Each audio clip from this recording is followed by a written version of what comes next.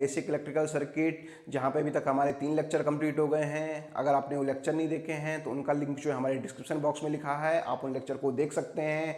अभी तक हम लोग पढ़ चुके हैं करंट के बारे में, वोल्टेज के बारे में, पावर के बारे में, एनर्जी के बारे में और ओम्स लॉ के बारे में। अगर हम बात करें, हल्का सा रिकॉल करें, तो पावर को आप करंट को आप कहते हैं आवेश प्रवाह की दर को विद्युत धारा कहते हैं। I is equal to Q upon T, V is equal to होता है आपका W upon Q, power is equal to होता है W अपॉन टी और एनर्जी होती है आपकी W। अगर हम बात करें इसकी यूनिट की, तो आपकी करंट की यूनिट होती है कूलाम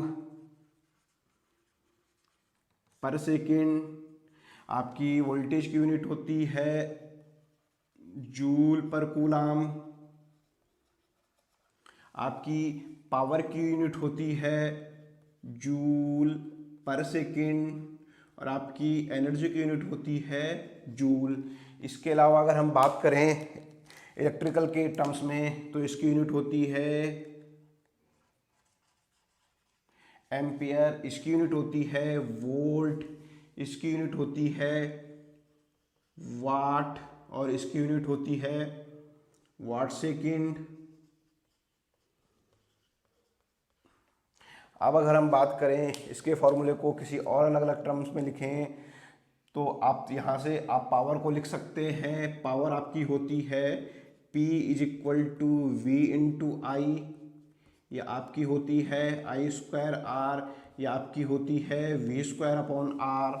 और आपकी सिमिलरली बात करें अगर एनर्जी की, तो आपकी एनर्जी की होती है I square R T V into I T V square R T. तो आपके पास इतने सारे अलग अलग से बहुत सारे फॉर्मूले हैं, आप किसी भी फॉर्मूले का यूज करके जो है आप पावर निकाल सकते हैं।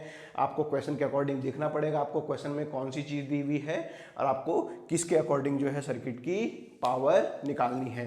तो अगर हम बात करें इन सर्किट एलिमेंट्स की, तो इन सर्किट एलिमेंट्स में एक इम्पॉर्टेंट क्वालिटीज़ जो होती है जिनके बेस पे हम इनको अलग अलग कर सकते हैं। तो अगर हम बात करें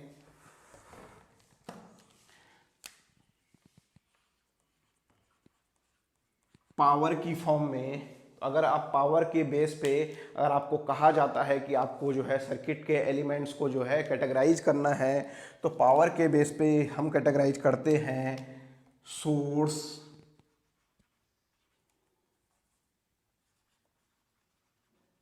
और लोड। ठीक है, सोर्स और लोड पावर के बेस में आप कैसे कैटेगराइज करते हैं? अगर आपका पावर डिलीवर कर रहा है सर्किट में तो आपका सोर्स कहलाएगा। अगर कोई कंपोनेंट आपका सर्किट में पावर एब्जॉर्ब कर रहा है तो आपका लोड कहलाएगा। जनरली जो भी आपके रेजिस्टेंस होते हैं वो हमेशा आपके लोड होते हैं। और सोर्स के लिए अगर वोल्टेज सोर्स और करंट सोर्स है तो आपको उसमें करंट की और वोल्टेज की पोलैरिटी को देखना पड़ेगा। उसके बेस पे ही आप जो है बता सकते हैं कि यह सर्किट में पावर डिलीवर कर रहा है या एब्जॉर्ब कर रहा है। जैसा कि आपको हमने पिछले लेक्चर में बताया था, सपोज यहाँ पे ये कोई वोल्टेज सोर्स है V और इसमें करंट की डायरेक्शन जा रही है I ऊपर की तरफ। अगर वोल्टेज ऐसा है करंट ऊपर की तरफ जा रही है, इसका मतलब ये सर्किट में जो है पावर डिलीवर करेगा। तो आप वोल्टेज और करंट की डायरेक्शन को देख के ही आप सर्किट में बता सकते हैं कि कौन सा आपका सोर्स है और कौन सा आपका लोड है। इसके अलावा एक दूसरे क्राइटेरिया से है, एक और डिस्क्रिप्शन है एक्टिव और पैसिव। एक्टिव पैसिव का कुछ कुछ हिसाब किताब जो है पावर जैसा ही मिलता जुलता है। एक्टिव एलिमेंट वो होते हैं जो सर्किट में पावर डिलीवर करते हैं एंड कंट्रोल दी पावर, और हमारे उस सर्किट की पावर को भी कंट्रोल कर सकते हैं। ऐसे एलिमेंट को हम एक्टिव एलिमेंट कहते हैं। पैसिव एलिमेंट वो आपके वो हुए जो आपके पावर को क्या करते हैं, केवल एब्जॉर्ब करते हैं। ऐसा हमने पिछली इस प्रॉब्लम में देखा था, जहाँ पे हमने देखा था हमारे दो वोल्टेज सोर्स थे। एक वोल्टेज सोर्स जो है हमारा पावर डिलीवर कर रहा था, एक वोल्टेज सोर्स हमारा पावर एब्जॉर्ब कर रहा था। अगर आपने वाली प्रॉब्लम नहीं देखी है तो इससे पिछले वाले लेक्चर में आपको प्रॉब्लम कराई गई है, तो आप उसके बेस पे आप डिफाइन कर सकते हैं एक्टिव को और पैसिव को। तो यहाँ से एक और चीज मेरी निकल के आ रही है, भले वोल्टेज सोर्स करंट सोर्स हो सकता है किसी सर्किट में आपके लोड बन जाएं, वोल्टेज सोर्स या करंट सोर्स ऐसा पॉसिबल है किसी सर्किट में आपके वो सोर्स या लोड बन जाएं, मगर वोल्टेज सोर्स और करंट सोर्स हमेशा एक्टिव एलिमेंट होते हैं। पैसिव एलिमेंट में होते हैं आपके आर, एल और सी। इसके अलावा एक्टिव एलिमेंट में जितनी भी सेमीकंडक्टर डिवाइसेस होती हैं सारी की सारी जो है आपकी एक्टिव एलिमेंट के अंतर्गत आती है, क्योंकि सेमीकंडक्टर डिवाइस भले ही पावर डिलीवर नहीं करती है मगर वो पावर को कंट्रोल कर सकती है। इसलिए सारी की सारी all semiconductor devices are active device।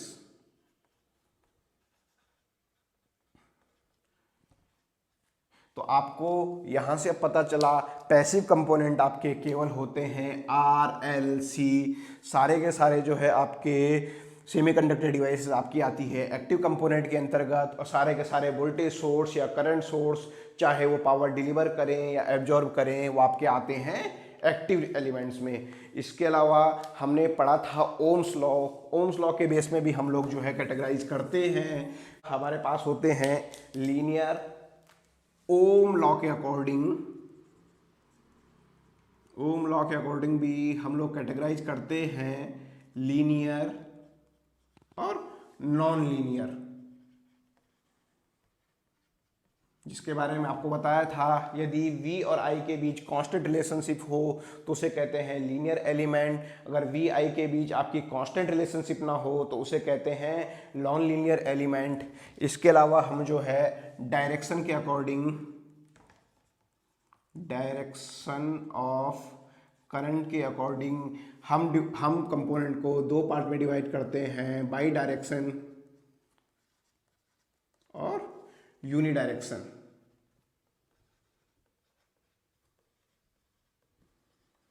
By direction और यूनी डायरेक्शन को आप ऐसे समझ सकते हैं कि सपोज ये मेरा कोई वोल्टेज है और यहाँ पे मेरा रेजिस्टेंस कनेक्टेड है R, तो अगर मैं कहूँ इसे A, इसे B, तो अगली उसमें अगर मैं रेजिस्टेंस को चेंज कर दूं, ये B वाला यहाँ A वाला पोर्शन अगर यहाँ ले आऊँ तो फिर भी मैं देखता हूँ कि मेरी करंट की वैल्यू में कोई फ़र्क नहीं पड़ता है। तो ऐसे कंपोनेंट जिसमें कंपोनेंट की डायरेक्शन चेंज करने पर कंपोनेंट की करंट में कोई चेंज नहीं होता है उस कंपोनेंट को बोलते हैं बाई डायरेक्शनल कंपोनेंट। और यूनी डायरेक्शनल कंपोनेंट हो गए जहाँ पे डायरेक्शन चेंज करने पे कंपोनेंट की करंट में फ़र्क आता है, उसे बोलते हैं यूनी डायरेक्शनल कंपोनेंट। इसे आप ऐसे समझ सकते हैं जैसे यहाँ पे मेरा कोई ये आइडियल डायोड है, ये कनेक्टेड है किसी वोल्टेज सोर्स से, यहाँ पे ये है A, ये है B।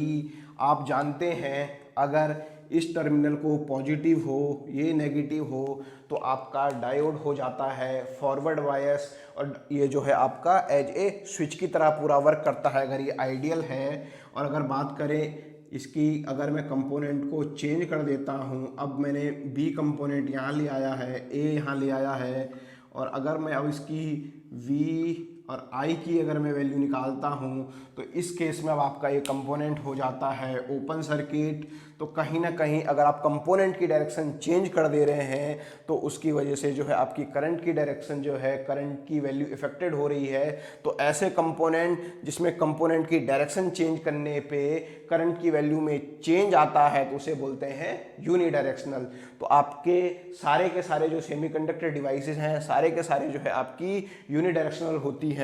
और बाई डायरेक्शनल में आपके आते हैं रेजिस्टेंस, कैपेसिटेंस, इंडक्टेंस और ठीक है। तो अब आपको जो है इन सब कंपोनेंट्स की कुछ न्यूमेरिकल्स कराते हैं जिसके बेस पे समझने की कोशिश करते हैं कि ये कंपोनेंट कैसे कैसे हैं। तो सबसे पहले मैं आपके सामने एक एग्जांपल बनाता हूँ, आपको मुझे बताना है कि ये कंपोनेंट कैसा है। अगर मैं, ये कोई कंपोनेंट है ये है I और V। तो अगर मैं किसी कंपोनेंट का I और V के बीच का ग्राफ प्लॉट करूं तो आपको मुझे बताना है ये जो ग्राफ मैंने प्लॉट किया है, ये जो एलिमेंट हैं ये कैसा एलिमेंट होगा। तो आप इसमें देख रहे हैं V और I के बीच यहाँ पे कांस्टेंट रिलेशनशिप है, तो इसका मतलब ये लीनियर है। ठीक है, लीनियर के अलावा अब आप मुझे बताइए दूसरी चीज।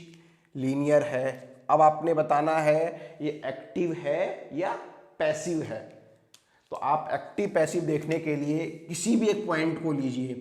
ये पॉइंट है यहाँ पे आपको पता है आई की वैल्यू पॉजिटिव है, इस कोऑर्डिनेट पे भी आई की वैल्यू पॉजिटिव है, तो आपकी पावर हो जाती है v इंटू आई, मतलब आपकी पावर भी आ रही है पॉजिटिव।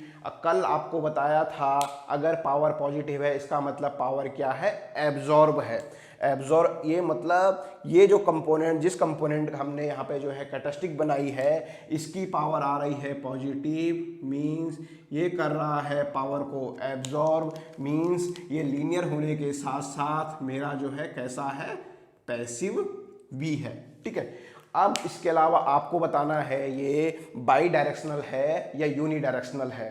तो आपको एक और चीज ध्यान रखनी है, जो भी कंपोनेंट लीनियर होगा वो बाय डायरेक्शनल बाय डिफॉल्ट हो जाएगा।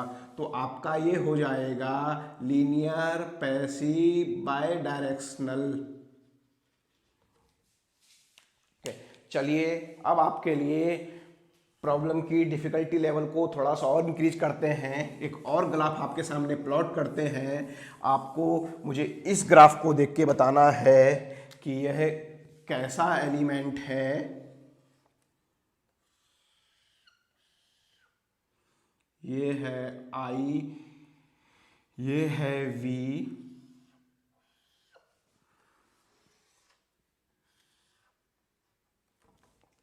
ये V और I के बीच एक ग्राफ हमने प्लॉट किया है। आपको मुझे इस ग्राफ को देख के बताना है ये किस तरीके का एलिमेंट है। आपके पास 2 मिनट का समय है, आप वीडियो को पॉज कीजिए, अपने जो क्वेश्चन यहाँ पे दिया है उस क्वेश्चन को विजुलाइज कीजिए और लिखिए।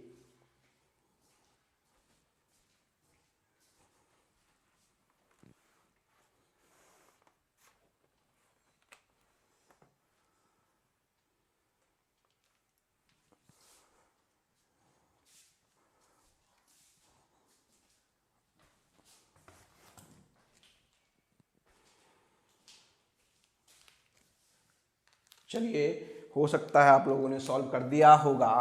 अगर मैं कहूँ V और I के बीच एक कांस्टेंट रिलेशनशिप, तो मैं देख रहा हूँ वो V और I के बीच एक कांस्टेंट रिलेशनशिप यहाँ से यहाँ तक तो मेंटेन कर रहा है, A से B तक तो मेंटेन कर रहा है, मगर B के बाद अब क्या हो रहा है, B के बाद आप जो है करंट की वैल्यू कितनी भी बढ़ाइए आपकी वोल्टेज की वैल्यू फिक्स हो जा रही है। तो यहाँ से मुझे पता चल गया पहली चीज ये है नॉन लीनियर। ठीक है, अब आपको बताना है ये बाई डायरेक्शनल है या यूनी डायरेक्शनल।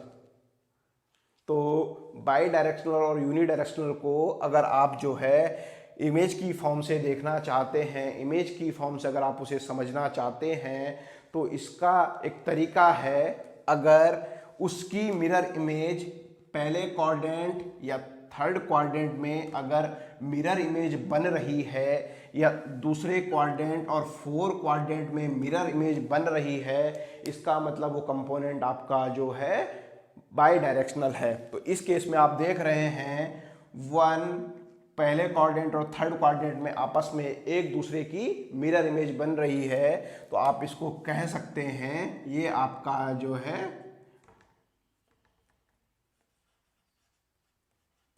बाइलेटरल है। ठीक है, अब यहां से एक पिछली चीज आपको बताई थी वहां से आपके समझ में ये भी आ रहा होगा, all linear component are bilateral, सारे के सारे लीनियर कंपोनेंट बाइलेटरल होंगे, बट इसका रिवर्स ट्रू नहीं है। वो हमने यहाँ पे देख लिया, ये सर्किट में हमारा भले ही सर्किट नॉन लीनियर है मगर बाइलेटरल है। ठीक है, तो यहाँ से हमारा एक कंसेप्ट भी और हो गया।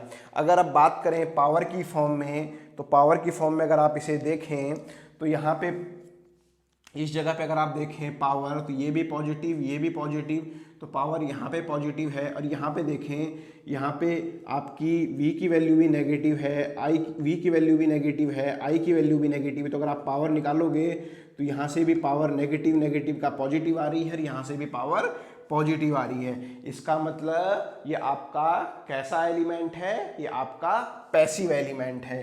तो non linear bilateral passive element. ठीक है, अभी आपको इन दो प्रॉब्लम से हल्का हल्का विजुअलाइजेशन होना शुरू हुआ होगा। अब थोड़ा प्रॉब्लम की डिफिकल्टी लेवल को थोड़ा सा और इंक्रीज करते हैं। यहाँ पे मैंने v और i के बीच एक ग्राफ प्लॉट किया है, अब आपको इसके लिए बताना है। तो आपको ये तो पता है, अगर v और i के बीच का ग्राफ कर स्ट्रेट लाइन आता है, चाहे वो स्ट्रेट लाइन ऐसे आए या ऐसे आए, किस तरीके से भी आए, अगर v और i के बीच आपका ग्राफ स्ट्रेट लाइन आता है, कोई उसका कांस्टेंट स्लोप वाला लाइन आती है, तो आपका जो है कंपोनेंट लीनियर होता है। तो ये जो भी कंपोनेंट यहाँ पे है, ये कंपोनेंट है आपका लीनियर। अब आपको देखना है एक और चीज, अगर मैं बात करूं, इसको बोलते हैं first quadrant, second quadrant, third quadrant और फोर्थ क्वाड्रेंट। अगर मैं बात करूं आपके सेकंड क्वाड्रेंट में, तो यहाँ पे आई की वैल्यू है आपकी नेगेटिव और आपकी वोल्टेज की वैल्यू है इस पॉइंट पे, V की वैल्यू है आपकी पॉजिटिव। तो अगर आप इस पॉइंट पे अगर आप पावर निकालोगे तो आपकी पावर आती है नेगेटिव। तो जिससे मुझे लग रहा है कि आपका जो है ये सर्किट में क्या कर रहा है, आपका ये कंपोनेंट जो है सर्किट में पावर डिलीवर कर रहा है। ठीक है, तो अगर आपका ये सर्किट में पावर डिलीवर कर रहा है, तो इसका सीधा सीधा मतलब है ये आपका जो है कैसा एलिमेंट है, एक्टिव एलिमेंट है। और साथ साथ में आपको ये बार बार बताया था, all linear element are bilateral. तो आपका ये है लीनियर है, एक्टिव है, साथ में है आपका बाइलेटरल। बाइलेटरल को आप ऐसे भी यहाँ पे समझ सकते हैं कि मैंने कहा था, अगर जो है फर्स्ट क्वाड्रेंट थर्ड क्वाड्रेंट की मिरर इमेज या सेकंड क्वाड्रेंट फोर्थ क्वाड्रेंट की मिरर इमेज, तो आप देख रहे हैं ये जो है इसकी मिरर इमेज भी बना रहा है। अगर आप इसको लीनियर वाले कंसेप्ट से ना भी करना चाहें तब भी आप जो है इसको कर सकते हैं। चलिए, अभी आपको मैंने 3 अलग अलग फिगर बनाए, अब थोड़ा सा प्रॉब्लम को थोड़ा सा और टफ करते हैं। अब आपको मुझे बताना है इस कंपोनेंट को देख के, ये कंपोनेंट आपका कैसा है। अगर मैं इसका V और I के बीच इसका ग्राफ प्लॉट करता हूँ, ये कंपोनेंट है आपका कुछ इस तरीके का। अब आपको मुझे बताना है ये कैसा है। तो अगर इसे मैं पार्ट वाइज देखूं, पहला क्वाड्रेंट, दूसरा, तीसरा, चौथा, अगर मैं केवल पहला क्वाड्रेंट में देखूं तो ये ग्राफ जो है लीनियर आ रहा है, एक स्ट्रेट लाइन आ रही है। तो ऐसा सर्किट जहां पे इस तरीके का रहते हैं उसे आप बोलते हैं पीस वाइज लीनियर। मींस अगर मैं केवल पहले क्वाड्रेंट को मैं देख रहा हूं तो मैं कह सकता हूं कि ये लीनियर है, मगर मुझे पहला क्वाड्रेंट तो देखना नहीं है, मुझे तो उसकी पूरी कैरेक्टरिस्टिक्स को देखना है। इसकी अगर मैं पूरी कैरेक्टरिस्टिक्स मैं देख रहा हूं तो मैं कह सकता हूं ये यहाँ तो लीनियर है, मगर इसको ये लीनियर तब होता मेरे लिए ये अगर ऐसे नीचे की तरफ आता। अगर मैं इस लाइन को देखूं, ये लाइन मेरे लिए लीनियर तब होती अगर ये लाइन ऐसे नीचे की तरफ आती। तो यहां से मुझे देख के पता चल जा रहा है कि ये मेरा नॉन लीनियर है। अब बात अगर मैं करूं पावर की, तो मैं अगर पहले क्वाड्रेंट में देखूं, यहाँ पे जो है अगर मैं पावर निकालूं इस जगह पे P1, तो आपकी I की वैल्यू पॉजिटिव है, V की वैल्यू पॉजिटिव है, तो आपकी पावर आ रही है यहाँ पे पॉजिटिव। इसका मीन्स आपके पहले क्वाड्रेंट में जो है ये क्या कर रहा है, I आपकी पावर एब्जॉर्ब कर रहा है। अगर मैं बात करूं दूसरे क्वाड्रेंट में, यहाँ पे कहीं पे हम देखते हैं, ये मैंने माना P2 पॉइंट, तो इस P2 पॉइंट पर अगर आप देखें तो यहाँ I की वैल्यू इधर जीरो होती है, इस तरफ नेगेटिव होती जाती है और इस तरफ पॉजिटिव होती जाती है।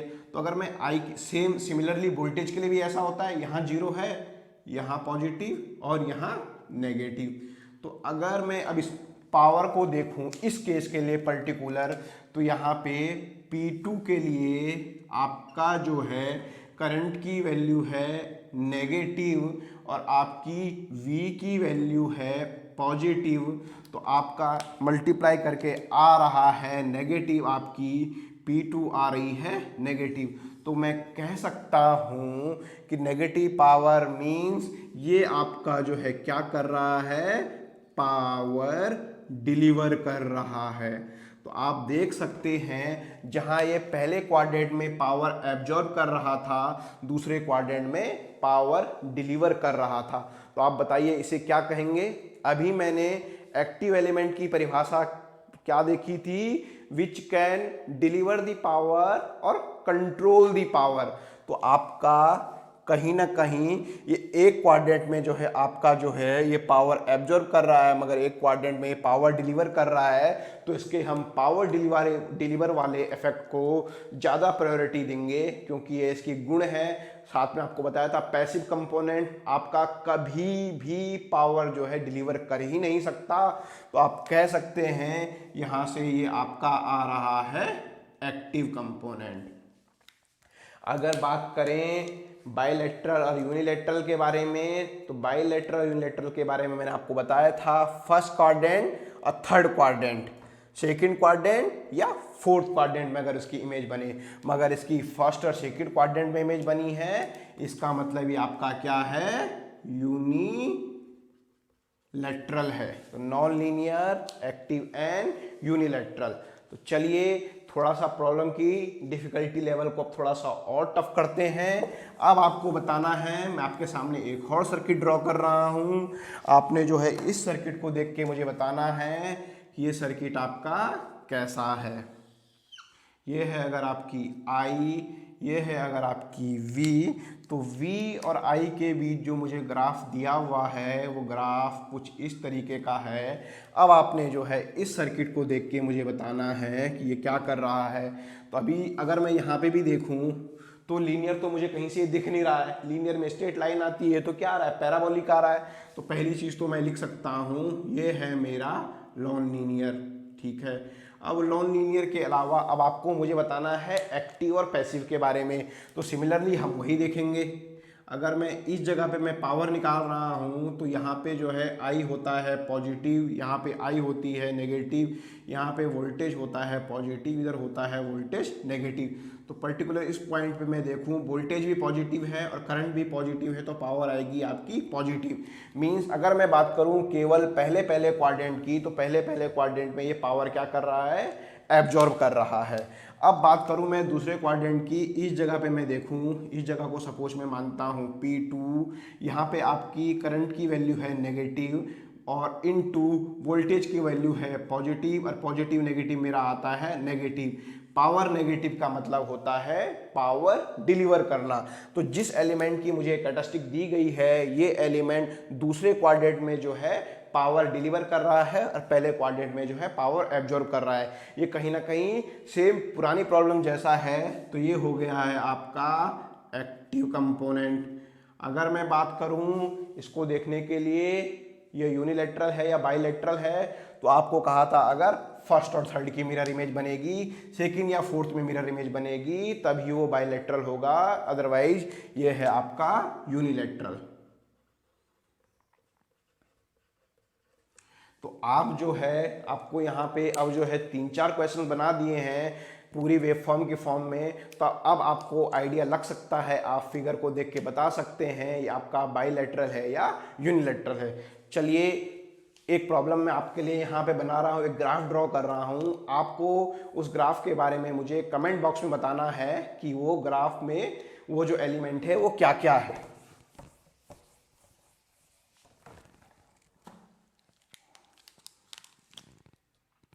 आप सब जो है कमेंट बॉक्स में जो है इसको कमेंट करेंगे, तभी मुझे पता चलेगा कि आप लोगों के समझ में आ रहा है, नहीं आ रहा है, या आप केवल पढ़ रहे हैं या आप केवल मज़े ले रहे हैं। तो आपको जो है इस कंपोनेंट को देख के मुझे बताना है कि ये कंपोनेंट कैसा है।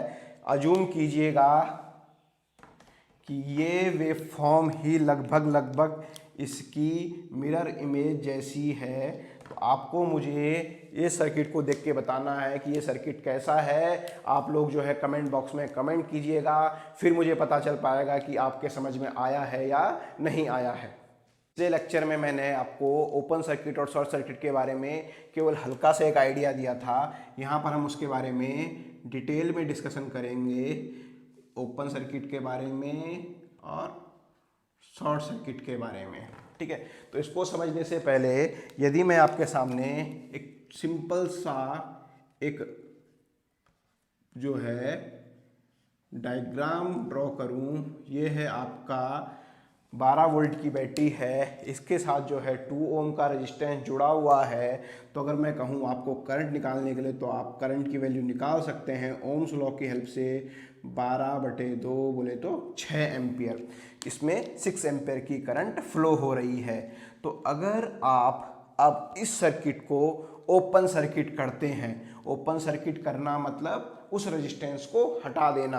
रेजिस्टेंस को आप जैसे ही यहाँ से हटाएंगे तो अब ये सर्किट क्या हो जाएगा, ओपन सर्किट हो जाएगा। तो जब कभी भी आप ओपन सर्किट करते हैं तो आपके रेजिस्टेंस की वैल्यू कितनी हो जाती है, ओपन सर्किट करने पे रेजिस्टेंस गायब हो जाता है। गायब हो जाता है मतलब पता नहीं चलता है, पूरा का पूरा गायब है, तो इसका मतलब है आपका आर हो जाता है इन्फिनिटी। तो ओपन सर्किट का रेजिस्टेंस होता है इन्फिनिटी। अब आप देखिए, अब आप बताइए क्या इस सर्किट में करंट फ्लो होगी। जब यहाँ पे 2 ओम का रेजिस्टेंस था, 6 एम्पीयर करंट फ्लो हो रही है। अब आपने जो है रेजिस्टेंस हटा दिया है, इस सर्किट को ओपन सर्किट कर दिया है, तो करंट फ्लो होगी।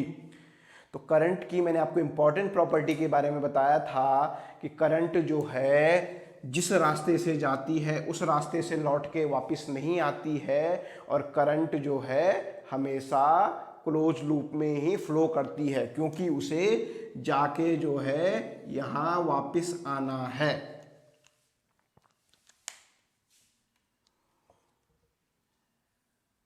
ठीक है, इसके अलावा अगर हम अब बात करते हैं इस सर्किट में करंट की, तो मैंने आपकी करंट की इंपॉर्टेंट प्रॉपर्टी के बारे में मैंने आपको बताया था। करंट की क्या प्रॉपर्टी होती है, करंट एक तो जिस रास्ते से फ्लो होती है उस रास्ते से वापस नहीं आती है।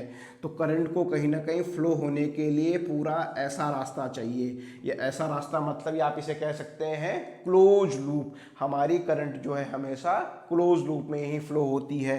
तो इस केस में अगर आप देखें तो आपकी करंट की वैल्यू कितनी हो जाएगी, आप देखिए करंट फ्लो ही नहीं होगी, तो आपकी ओपन सर्किट में करंट की वैल्यू हो जाती है 0। अब बात करते हैं इसी सर्किट के लिए। अब इसको फिलहाल दोबारा से 2 ओम का बना देते हैं। तो अगर आप यहाँ पे देख रहे हैं 12 वोल्ट 6 एम्पीयर की करंट फ्लो हो रही है। अब आपने क्या किया, इस रेजिस्टेंस को हटा के शॉर्ट सर्किट कर दिया। तो जब आप रेजिस्टेंस को शॉर्ट सर्किट करते हैं तो आपके शॉर्ट सर्किट का रेजिस्टेंस होता है 0। ठीक है, अगर अब 0 होता है तो अब इस केस में अगर आप करंट निकालेंगे तो सिंपल आप ओम्स लॉ से निकाल दीजिए, V = IR। ओम्स लॉ से करंट तो निकालेंगे ही, पर उससे पहले एक चीज आप यहाँ पे गौर कीजिए, क्या इस सर्किट में करंट फ्लो होगी। हाँ, इस सर्किट में करंट फ्लो होगी, क्योंकि ये सर्किट क्लोज लूप है। करंट आपकी इस रास्ते जाएगी, ऐसे घूमते हुए यहाँ से वापस आ जाएगी। तो अगर आप यहाँ पे I की वैल्यू निकालेंगे तो हो जाएगी V/R। V की वैल्यू आप 12 रख दीजिए, R की वैल्यू है 0, 1/0 समथिंग हो गया इन्फिनिटी। तो यहाँ से मुझे समझ में आ रहा है कि ओपन सर्किट के केस में आपका रेजिस्टेंस इन्फिनिटी होता है, करंट की वैल्यू 0 होती है। शॉर्ट सर्किट के केस में आपका रेजिस्टेंस 0 होता है और करंट की वैल्यू आपकी इन्फिनिटी होती है। इससे पिछले लेक्चर में मैंने आपको करंट सोर्स और वोल्टेज सोर्स के इंटरनल रेजिस्टेंस के बारे में हल्का फुल्का थोड़ा बहुत आइडिया दिया था। अब उसको भी थोड़ा सा हम जो है यहाँ पे ब्रीफ में डिस्कस करते हैं। आपको मैंने बताया था आइडियल वोल्टेज सोर्स के बारे में, आइडियल वोल्टेज सोर्स का इंटरनल रेजिस्टेंस जो है 0 होता है। तो अगर मैं यहाँ पे कोई एक आइडियल वोल्टेज सोर्स बनाऊँ तो मेरा आइडियल वोल्टेज सोर्स ये होगा, ठीक है। अगर मैं कहूँ ये मेरा V आउटपुट है, यहाँ पे मेरी कोई करंट I फ्लो हो रही है, तो मैं अब ये कह सकता हूँ मेरा V आउटपुट जो है I पे डिपेंड ही नहीं कर रहा है, क्योंकि अगर आप इसको पोलरिटी की फॉर्म में देखें प्लस माइनस तो आपका B output is equal to V। अब आप जो है I की वैल्यू कितनी भी बढ़ा दीजिए, जो भी चेंज कर दीजिए, मगर मेरा V आउटपुट अब चेंज होने वाला नहीं है। अगर मैं इसे ग्राफ की फॉर्म में यहाँ पे देखूँ तो ये मेरी I की वैल्यू है, ये मेरे V की वैल्यू है। तो अगर आप इसका ग्राफ प्लॉट करें तो आप जो है, मैं V की फॉर्म में देखूं तो मेरा जो है V आउटपुट जो है एक सीधा स्ट्रेट लाइन आ रहा है, एक सीधी लाइन आ रहा है। और आप मेरी करंट की वैल्यू चाहे मैं कितनी भी कर दूं, मेरी V आउटपुट की वोल्टेज की वैल्यू चेंज नहीं होने वाली है। तो यहाँ से हम जो है आइडियल वोल्टेज सोर्स की 3 इंपॉर्टेंट प्रॉपर्टीज के बारे में पढ़ेंगे। आइडियल वोल्टेज सोर्स की सबसे पहली प्रॉपर्टी होती है V output is always constant. आपका V आउटपुट हमेशा कांस्टेंट रहेगा। दूसरी प्रॉपर्टी होती है internal resistance of ideal voltage source is 0। Ideal voltage source का इंटरनल रेजिस्टेंस 0 होता है। इसके अलावा एक और इम्पॉर्टेंट प्रॉपर्टी जो होती है पावर डिलीवर बाय सोर्स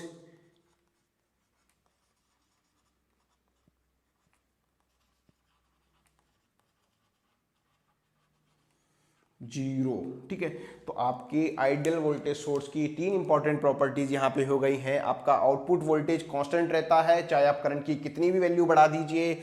आपका इंटरनल रेजिस्टेंस जो है आइडियल वोल्टेज सोर्स का 0 होता है और पावर डिलीवर बाय सोर्स जो है 0 होता है। इसके अलावा एक और चीज़ देखिए, अगर V और I के बीच कांस्टेंट रिलेशनशिप आए, मींस V बढ़ाने पर I की वैल्यू बढ़े, तो उस कंपोनेंट को आप जो है ओमिक कंपोनेंट या लीनियर कंपोनेंट कहते हैं। मगर मैं आइडियल वोल्टेज सोर्स की जो मैं कैरेक्टरिस्टिक्स देख रहा हूँ, इस कैरेक्टरिस्टिक्स में ये चीज़ साफ साफ मुझे नज़र आ रही है। यहाँ पे I की वैल्यू कितनी भी बढ़ा दूँ, V आउटपुट की वैल्यू कांस्टेंट है। तो यहाँ से एक और पॉइंट निकल के आता है, ideal voltage source, ideal current source और practical voltage source, practical current source सारे के सारे नॉन लीनियर कंपोनेंट्स हैं, ठीक है।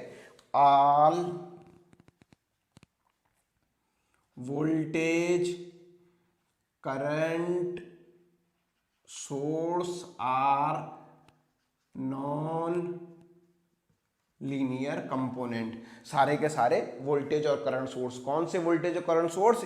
इंडिपेंडेंट हैं। ये इंडिपेंडेंट है ना, 2 वोल्ट है तो 2 वोल्ट की वैल्यू 2 वोल्ट भी होगी। तो इसके साथ एक पॉइंट और जोड़ दीजिए, all independent voltage and current source are non linear. तो अगर मैं अब जो है इसकी आइडियल वोल्टेज सोर्स की जगह आपको प्रैक्टिकल वोल्टेज सोर्स बनाऊं और इसका ग्राफ बनाऊं, तो आप समझ पाएंगे ये I, ये V। पहले हम लोग जो है यहाँ पे इसके लिए इक्वेशन लिख लेते हैं। ये हो गया है आपका V और ये हो गया है आपका V आउटपुट। ये हो गया है R इंटरनल। यहाँ पे कोई करंट अगर आपकी I है तो आप लिख सकते हैं V minus I into R internal is equal to V output. तो यहाँ से अब आ रहा है V minus V output is equal to into I internal. तो आपकी I की वैल्यू यहाँ से अब आ रही है V minus V output upon R internal. तो अगर मैं इसका अब ग्राफ प्लॉट करूं तो जहाँ पे जो है अगर आपका ये वोल्टेज V है तो आपकी वोल्टेज की वैल्यू यहाँ पे 0 कुछ इस तरीके से जो है आपका जो है ये ग्राफ जो है नीचे नीचे आता जा रहा है। जैसे जैसे आप जो है I की वैल्यू आप बढ़ाते जा रहे हैं आपका जो है ये गैप कम होता जा रहा है। ठीक है, तो आप जो है हमने यहाँ पे प्रॉपर्टी देखी, ये प्रॉपर्टी होती है ऊपर वाली आइडियल वोल्टेज सोर्स की और ये होती है प्रैक्टिकल वोल्टेज सोर्स की। इसमें जो ये स्लोप आया, ये स्लोप आने की वजह ही है इसका इंटरनल रेजिस्टेंस। अगर अब मैं बात करूं आइडियल करंट सोर्स की, तो आइडियल करंट सोर्स आपका कुछ इस तरह का होता है।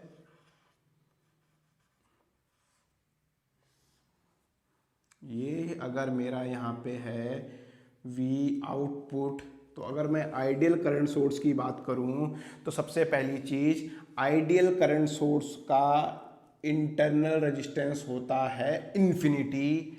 और इसके अलावा आप आइडियल वोल्टेज सोर्स में आप देख रहे हैं I का V आउटपुट पे कोई इफेक्ट नहीं है।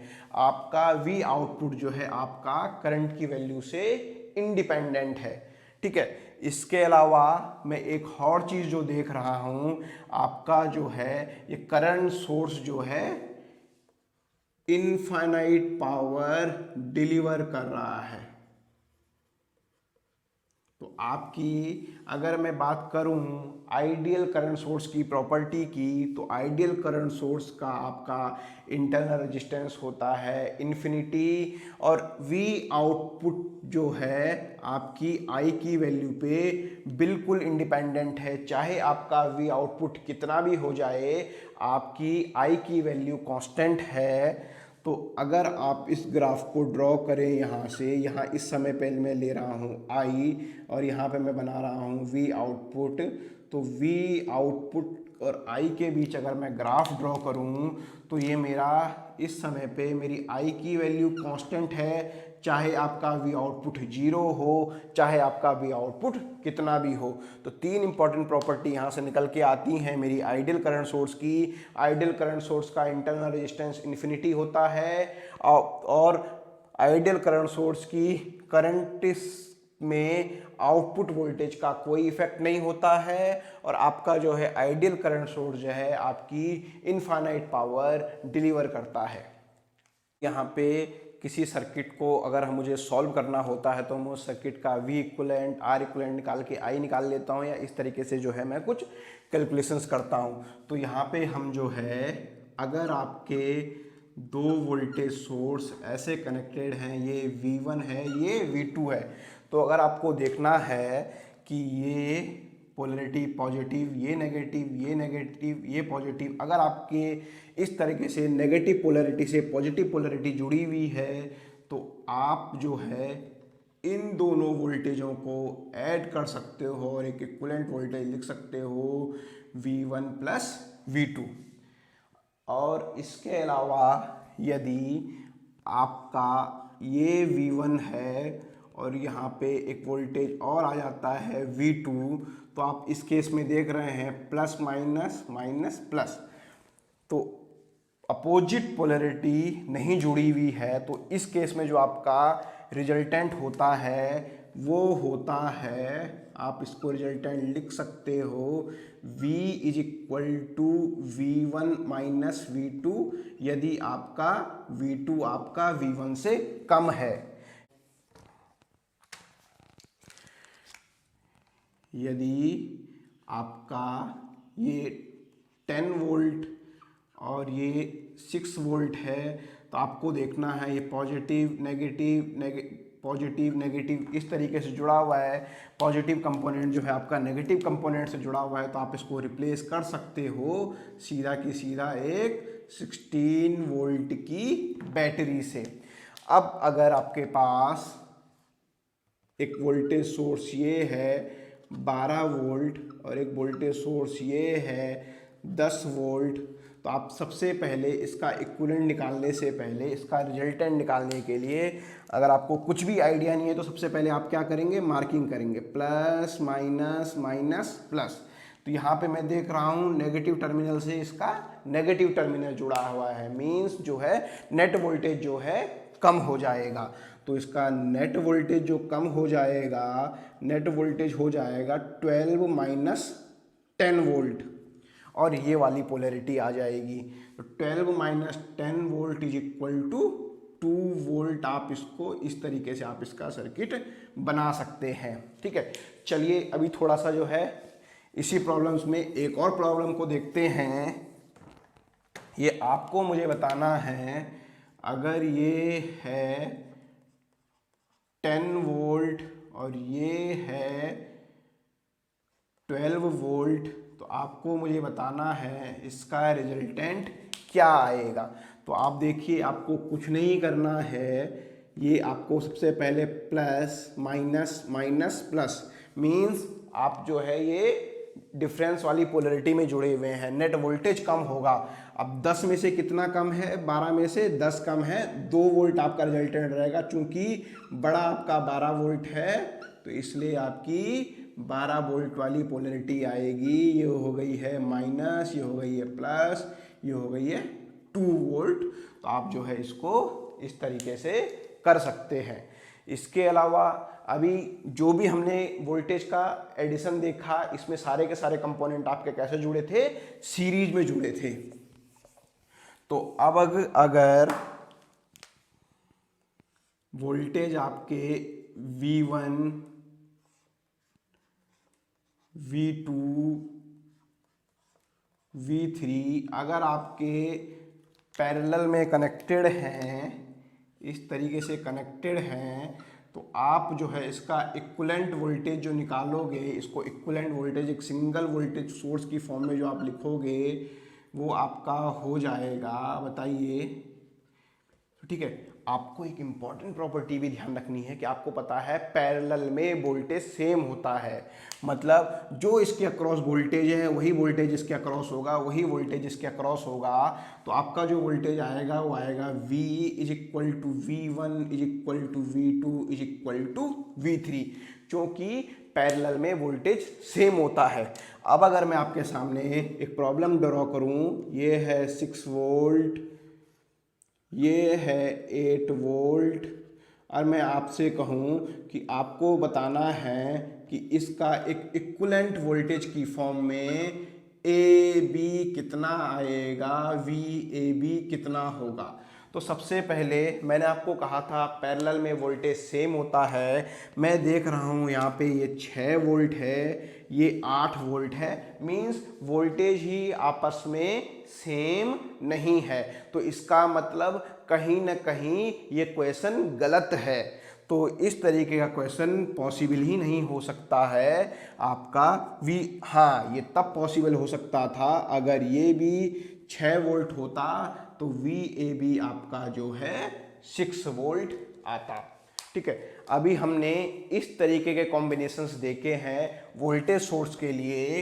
अब हम इस तरीके के कॉम्बिनेशंस देखते हैं आपके करंट सोर्स के लिए। तो अगर आपके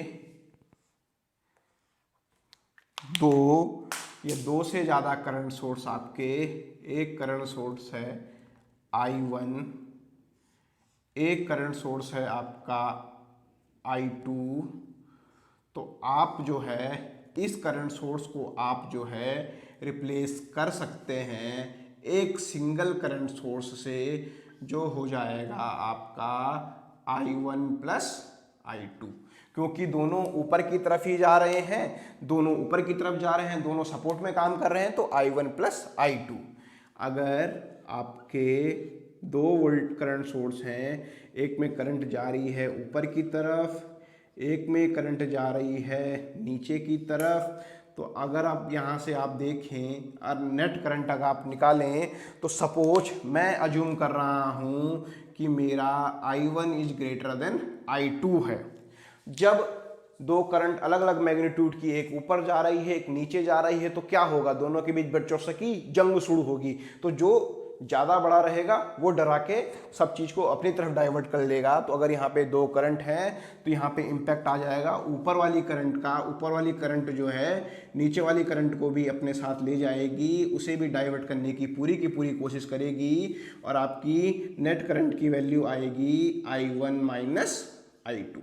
ठीक है, अगर इसी केस में अगर मेरा होता I2 ग्रेटर देन अगर मेरा I1 होता, तो अब क्या है, I2 बड़ी है, जैसे सबके घरों में बड़े भैया की चलती है, वैसे ही I2 I1 में अब इस I2 की चलेगी, और आपका जो करंट अब जो है वो नीचे वाली डायरेक्शन में आ जाएगा, और आपकी नेट करंट हो जाएगी I2 माइनस I1।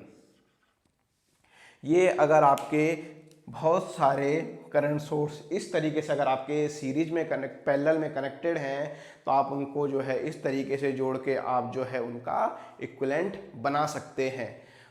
अब अगली प्रॉब्लम में देखते हैं, अगर आपके बहुत सारे करंट सोर्स सीरीज में कनेक्टेड हैं तो क्या होगा।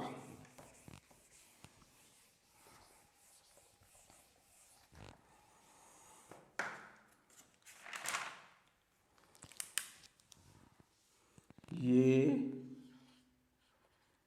I1, ये I2 और ये I3। ठीक है, तो जैसा आपको बताया गया था कि वोल्टेज आपका पैरेलल में सेम होता है, उसी तरीके से सीरीज में करंट आपकी सेम होती है।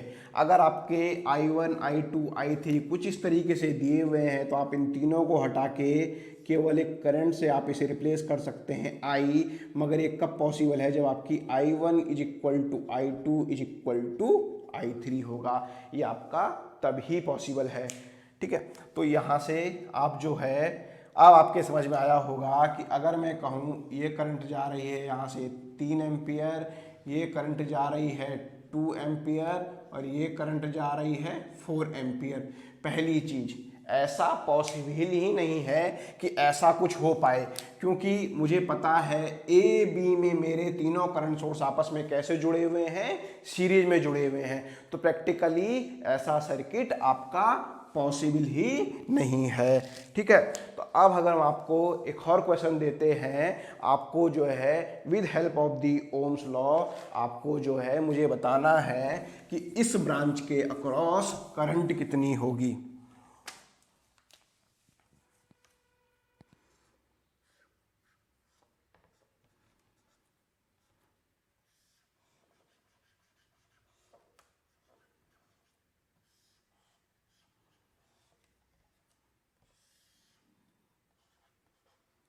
ठीक है, आपको मुझे बताना है कि इस ब्रांच के अक्रॉस 5 ओम रेजिस्टेंस की जो ब्रांच है, इस ब्रांच के अक्रॉस करंट कितनी होगी। तो देखिए, चलिए आप इसको सॉल्व कीजिए, आप मुझे बताइए। अब यहाँ पे इस सर्किट को देखने में मुझे एक चीज़ तो समझ में आ रही है, 10 वोल्ट के पैरेलल में 5 ओम के पैरेलल में 6 वोल्ट है, तो कहीं ना कहीं मेरा 10 वोल्ट और 6 वोल्ट जो है आपस में कैसे कनेक्टेड है, 10 वोल्ट और 6 वोल्ट मेरा आपस में पैरेलल में कनेक्टेड है। चूंकि पैरेलल में वोल्टेज सेम होता है, तो ऐसा फिजिकली पॉसिबल ही नहीं है कि ऐसा कोई सर्किट बन जाए। तो क्या है, ये क्वेश्चन मेरा गलत है। ठीक है, चलिए इस लेक्चर को आज यहीं पे फिनिश करते हैं, और कल जो है हम KVL KCL loop mesh analysis के बारे में बात करेंगे। और साथ में आज से जो है पर डे लेक्चर के बाद जो है मैं एक नीचे लिंक दिया हुआ है, उस लिंक में पर डे उस लेक्चर से रिलेटेड जो है 10 ऑब्जेक्टिव क्वेश्चन आपके लिए डाले जाएंगे। कुछ ऑब्जेक्टिव हैं, कुछ कन्वेंशनल हैं, आप लोग उन्हें सॉल्व करेंगे। और हर 10 लेक्चर के बाद जो है उन लेक्चरों को हम उस सारे क्वेश्चंस को जो है हम क्लास में जो है एक बार तरीके से जो है डिस्कस करेंगे और उसको जो है वीडियो के माध्यम से आप लोगों को अपलोड कर देंगे। तो दोस्तों, अगर आपको ये लेक्चर मेरा पसंद आ रहा है तो आप इसे लाइक कीजिए, सब्सक्राइब कीजिए, अपने फ्रेंड के साथ शेयर कीजिए। अगर आपको पसंद नहीं आ रहा है तो आप प्लीज़ डिसलाइक कीजिए, मुझे मेरा एरिया ऑफ इम्प्रूवमेंट बताइए ताकि मुझे और इम्प्रूवमेंट करने में मैं अपने पे कुछ इम्प्रूवमेंट कर सकूं। तो अगर आपको कुछ भी कमी इसमें नज़र आती है तो कमेंट बॉक्स में ज़रूर लिखें। साथ में जो है उस लिंक से जो गूगल ड्राइव का लिंक दिया हुआ है वहाँ से आप जो है क्वेश्चन जो है डाउनलोड कीजिए। और क्वेश्चन का तरीका क्या रहेगा, जो गूगल ड्राइव पे जो मैंने बनाया हुआ है वो कुछ इस तरीके से बनाया हुआ है, जैसे LE01 है तो LE01 का मतलब है कि ये लेक्चर 1 के जो है क्वेश्चन दिए हुए हैं, ठीक है। तो अब उसमें क्वेश्चंस क्या किए हैं, स्कैन करके मैंने जो है कैम स्कैनर से जो है गूगल ड्राइव में डाले हुए हैं। तो आप जो है उसको कैसे अज्यूम करोगे, सपोज जो है LE01 वाला जो है PDF है उसमें 10 पन्ने हैं, तो 10 पन्ने में से आप समझ जाएंगे, अगर पहला पन्ना हो तो हो गया क्वेश्चन नंबर 1, वो हो गया क्वेश्चन नंबर 2, वो हो गया क्वेश्चन नंबर 3, ये हो गया क्वेश्चन नंबर 4। हर पन्ना एक क्वेश्चन के अकॉर्डिंग हो गया है। तो अब जो है हम आप जो है क्वेश्चन कुछ इस तरीके से कमेंट कर सकते हो, LE01 क्वेश्चन नंबर 5, तो मैं समझ जाऊंगा लेक्चर 1 के लिए जो मैंने शीट दी है उसका क्वेश्चन नंबर जो 5 है वो जो है आप लोगों को बताना है, ठीक है, आप लोगों के लिए सॉल्व करना है। तो ठीक है, आप लोग उसको जो है मेरी जो है लिंक गूगल ड्राइव के लिंक से जो है आप वो पेपरों को पुराने 3 लेक्चरों का भी डाउनलोड कर दीजिए और आज का भी उसको आप डाउनलोड कर दीजिए और उसको सॉल्व कीजिए। इसके अलावा मेरी यह भी कोशिश रहेगी कि हर 10 दिन के बाद आप लोगों का जो है एक ऑनलाइन टेस्ट कराया जाए। ऑनलाइन टेस्ट कराया जाएगा, मेरा एक फ्रेंड है मनीष, वो जो है उसकी साइट पे जो है वो ऑनलाइन पोर्टल तैयार कर रहा है। अभी आने वाले 7 या 10 दिन में उसका ये ऑनलाइन पोर्टल तैयार हो जाएगा। तो वहाँ पे जो है आपकी जो है हर 10 लेक्चर के बाद जो है एक आपकी ऑब्जेक्टिव टाइप की टेस्ट सीरीज भी आपकी कराई जाएगी, जिससे मुझे पता चल पड़ेगा कि आप लोग कुछ सीख रहे हैं या आप पे आपका टेक्निकल इम्प्रूव हो रहा है या नहीं हो रहा है। चलिए ठीक है, ओके, थैंक यू, नमस्कार।